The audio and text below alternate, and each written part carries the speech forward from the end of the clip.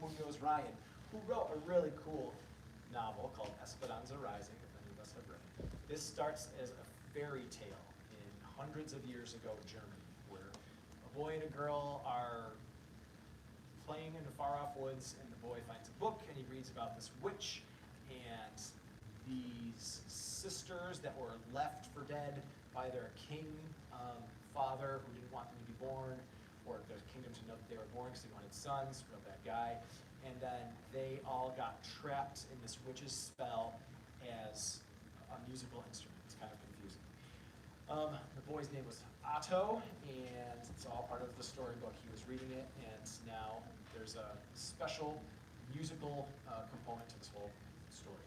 The first part of the story starts with a kid, Friedrich. He has a birth defect, which is only a birthmark really, but it's taken very seriously because this is in Nazi Germany.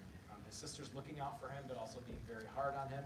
He ends up getting kicked out of school. There was a fight, and his father stuck up for him with this guy, the principal. In Europe, they say the headmaster. And the guy says, fine, you take your own kid to learn for yourself. So he takes his kid to the factory where he makes harmonicas, and the harmonicas have a Star of David on it because they're Jewish.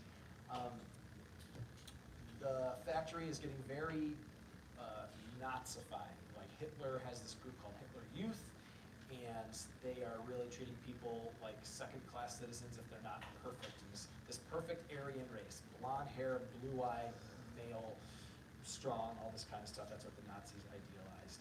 So this boy, Friedrich, was working in this place, and he really liked it until it seems like the Nazi Gestapo were coming around and looking for people that didn't agree with Nazi ideas, such as his father and his uncle. So as Friedrich was learning to play music, his father ends up getting picked up by the Nazis. He thinks his sister has something to do with it because she's joined this Hitler Youth organization. He's very worried about it. This guy, his name is Anselm, and he keeps coming around at the factory. Anselm's dad is big up in the Nazi party. And all of a sudden, Friedrich's dad goes missing. And that's pretty much